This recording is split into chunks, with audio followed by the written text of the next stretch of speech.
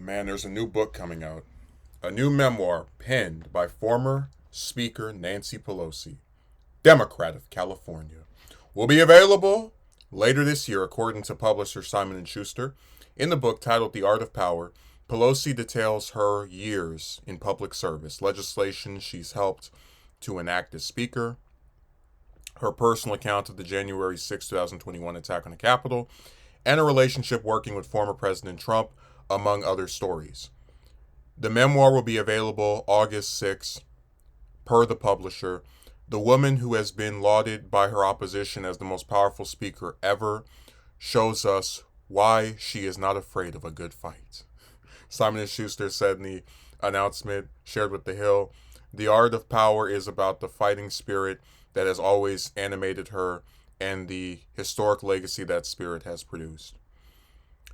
Pelosi, 84, stepped down from leadership last year after leading Democrats in the lower chamber for 2 decades. The move came after Republicans won the majority in the 2022 midterm elections.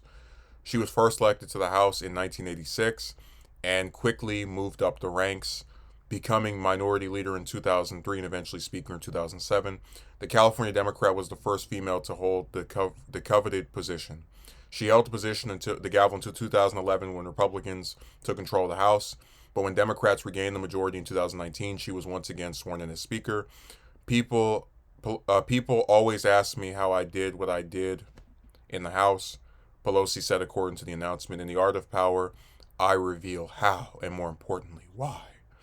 Pelosi published her first book, Know Your Power, in 2008 and was written to inspire young women to follow their dreams. In her new memoir, the former speaker, who also shares a personal account from a 2022 incident when a man broke into her home in California and attacked her husband, Paul Pelosi, with a hammer. So far, the funniest thing about this book is the title. I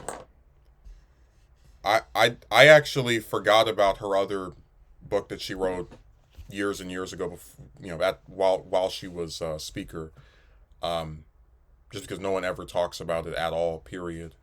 Like it's been completely forgotten. The Art of Power.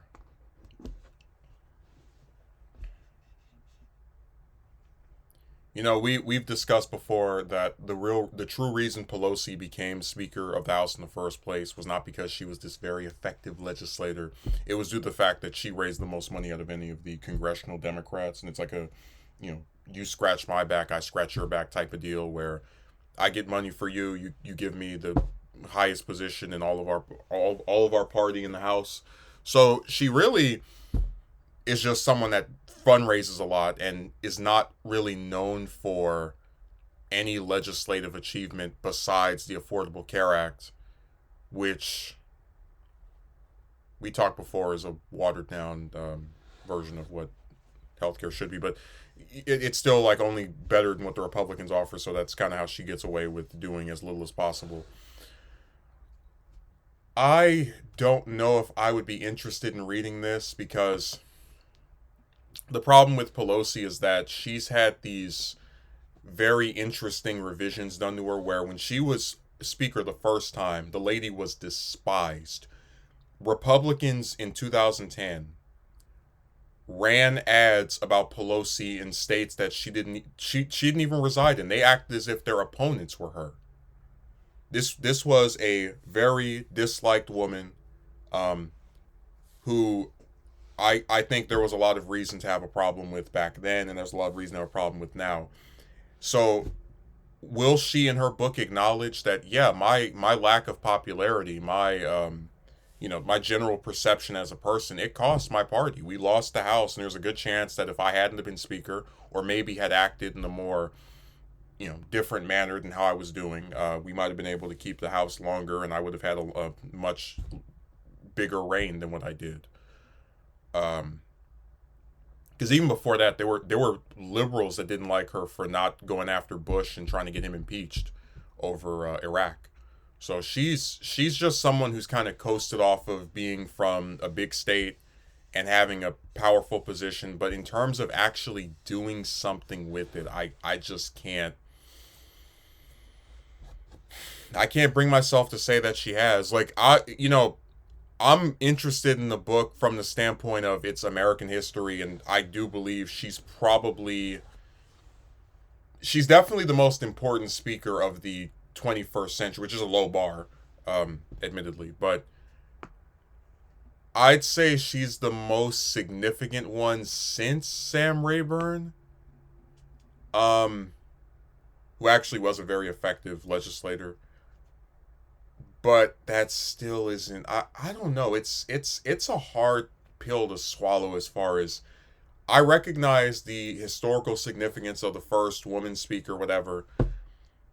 But you just want more than the gender of stuff, right? Like, imagine if Pelosi had been this champion of ending wars and um, you know fighting climate change and raising wages. Like, she would be very well liked, but as things stand, she really only had a turn of popularity at the height of the Trump derangement syndrome era, where people were saying any blue will do, and all the rest of that short-sighted defeat the bad person now, because even if the people that we're also supporting are not good either, but lesser of two evils, that stuff.